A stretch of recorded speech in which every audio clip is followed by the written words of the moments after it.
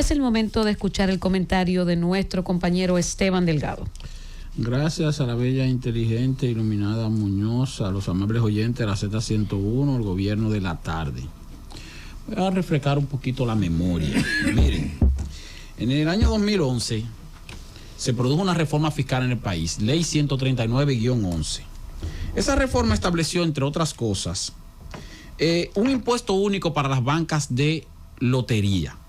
En ese momento, 35,000 pesos anual, pero indexable cada año. Por lo tanto, actualmente debe estar más o menos en 50,000 pesos anual. Y las bancas de lotería tienen que pagar ese impuesto único anual mensual, dividido entre 12. Vamos a decir 35,000 pesos entre 12, en esa época, que venían siendo más o menos 2,000 pesos, 2,000 pesos no, más o menos 4,000 pesos, o de 3,000 pesos, ahora son más o menos 50,000 pesos anuales. Eso, mensualmente, eso es lo que paga una banca en impuestos. Aparte de eso, se estableció un impuesto de un 1% sobre las ventas brutas de las bancas de lotería. O sea, pagan más o menos 50,000 pesos, 55,000 pesos anual, dividido entre 12, fijo, más un 1% de sus ventas brutas de cada año. Esos aportes tienen que hacerlo en forma de pago de impuestos. Ahora, también se estableció en esa misma ley que las bancas de lotería debidamente autorizadas, debían pagar al Estado Dominicano, a través de la Dirección de Impuestos Internos, 200,000 pesos para el registro. Pero esos 200,000 pesos solo para su registro, o sea, un único pago. No que van a pagar 200,000 pesos todos los años, sino 200,000 pesos para registrarse, y luego entonces ya los 50,000 o 55,000, lo que sea, porque se va indexando cada año anual, dividido entre 12, más el 1% de sus ingresos brutos. Ahora, esa misma ley 139-11 también estableció que a partir de su puesta en ejecución se prohibía durante un periodo de 10 años el otorgamiento de nuevos permisos para nuevas bancas de lotería. 10 años. De lotería y de deporte, pero estoy hablando de la banca de lotería.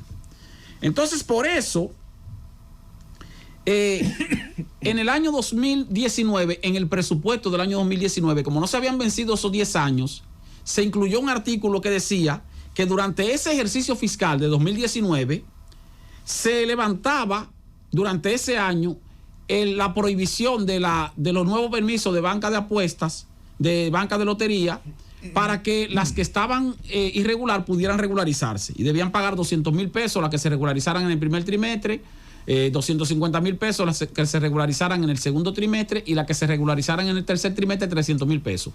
A partir de ahí, vencido ese plazo, dice ese artículo de 2019, entonces las bancas que estuvieran operando de manera ilegal serían consideradas como acusadas de defraudación tributaria y acusadas de lavado de activos.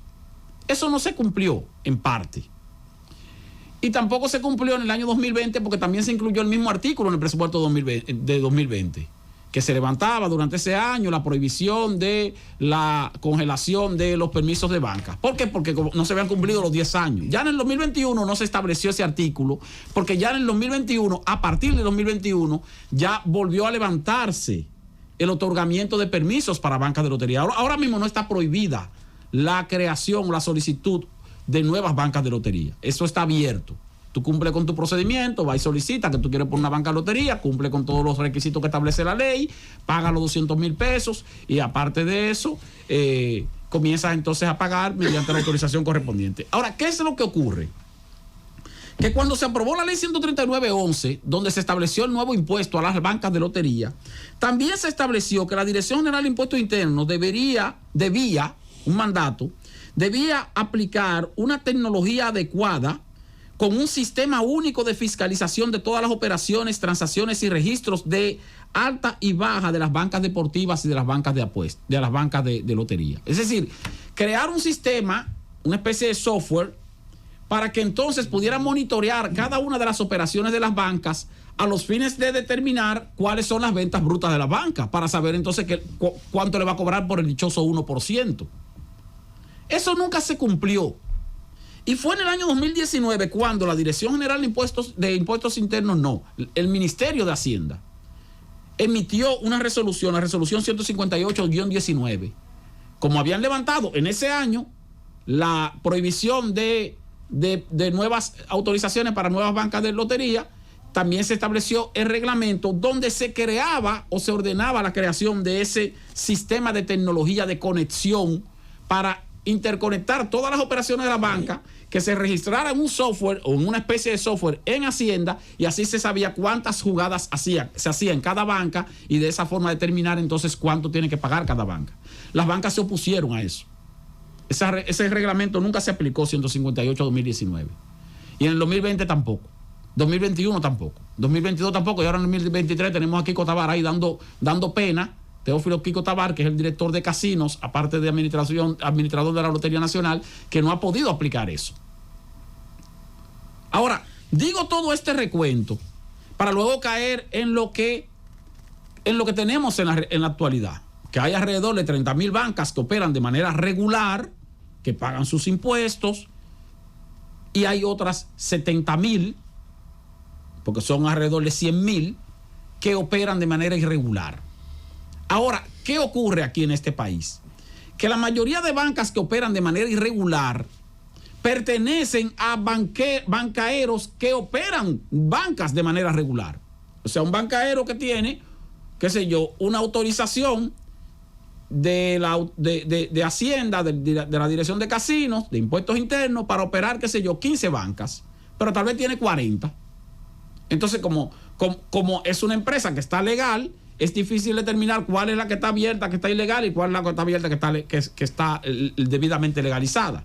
Y para eso fue que se hizo ese levantamiento, esa excepción de 2019, a los fines de que los bancaeros que tuvieran bancas irregulares fueran y las registraran, y que pagaran 200,000 pesos o 250,000 o 300,000 pesos para poder regularizarla. Pero ninguno cumplió con esa regularización, sino que por el contrario, aparentemente lo que ocurrió en el 2019 y en el 2020 fue que desde la Dirección de Casinos, de acuerdo con el expediente de Calamar, se produjo una especie de extorsión a los bancaeros, decirle: mira, tú tienes bancas que están operando de manera irregular y tú tienes que darle una coima al Estado para el asunto de la campaña o lo que sea. Que de ahí es que se origina el asunto es de que supuestamente el diputado Gori Moya, que también es bancaero, habría sido designado junto con otros bancaeros para que hiciera la colecta, porque mira, alguien tiene que hacer la colecta. Él lo ha negado. Bueno, ya eso está bajo investigación. Pero el proceso de regularización no se realizó. Los bancaeros se negaron a que se estableciera un software para determinar cada una de sus jugadas, y se negaron porque saben que las bancas son instrumentos que se utilizan para otro tipo de maniobras diferentes a las simples jugadas y los simples premios, o los simples pelados, cuando usted se pela y no se saca el premio. Que yo sé de paso, los premios también pagan un impuesto, pero ya ese impuesto no lo paga el bancaero, sino que lo paga el beneficiario del premio, y el bancaero sirve de agente de retención. Lo que paga el bancaero como impuesto es el impuesto anual de 50,000, 55,000 pesos más o menos, y el 1% de sus ventas brutas, que nadie sabe a cuánto ascienden sus ventas brutas. Ahora bien, ¿por qué menciono esto? Menciono esto porque yo he hablado con algunos bancaeros que me dicen: mira, los otros días me dice uno, yo tengo 17 bancas autorizadas, pero yo tengo operando 39 bancas. Y es verdad, me dice él, y es verdad que tuve que pagar dinero en el 2019 y en el 2020, porque es verdad que se estaba haciendo una coleta y había que pagar, y yo estaba pagando para poder operar las otras 22 que yo tengo de manera irregular, porque yo nada más tengo autorización para 17 y tengo 39 abiertas. Y entonces le pregunto: dime una cosa, ¿y ahora qué tú hiciste? ¿Las otras 22 se cerraron? Me dice: no. ¿Y te están cobrando una coima por mantener esas otras 22 abiertas? No, no me están cobrando nada, no me están chantajeando. La diferencia ahora es que los bancaeros que tienen bancas regulares, legales, y también tienen bancas ilegales, que entre el 2019 y el 2020 tuvieron que pagar soborno, ahora no están pagando soborno. O sea que están mejor que antes. Esa es la diferencia. No es que están cerradas. Fíjense esto, Estamos hablando de una barbaridad que se cometió en la gestión pasada, principalmente en los últimos 2 años de gestión, porque estaban en campaña. Primero en campaña interna y luego en campaña ya para la presidencia. que dicho sea de paso, se pudiera decir que el PLD la perdió las dos. El asunto es que ahora seguimos con la misma irregularidad, con la diferencia de que a los bancaeros no los están sobornando ni los están chantajeando. Pero los bancaeros siguen operando de manera irregular, varios de sus locales, amparados en que tienen otros locales que sí operan de manera regular. Y la dirección de casino no ha podido con eso. Lo único que se ha logrado es que se eliminó la corrupción, porque imagínense ustedes, el director de casino actualmente es un hombre intachable. ¿Quién va e intenta de que sobornar a Kiko Tabar? ¿Quién se atreve? Pero sin embargo Kiko Tabar no ha podido resolver el problema.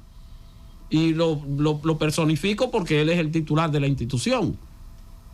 O sea, hay que resolverlo. Y no está resuelto. Y ya está levantada la disposición legal que prohibía la apertura de nuevas bancas. ¿Por qué está levantada? Porque era por un plazo de 10 años y ya terminaron los 10 años. Los 10 años se terminaron en el 2011. 2021.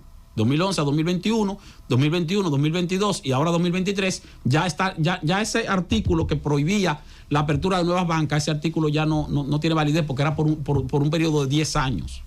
Y se hizo el esfuerzo teórico de regularizarla porque se emitió la resolución 158-2019, pero no se aplicó.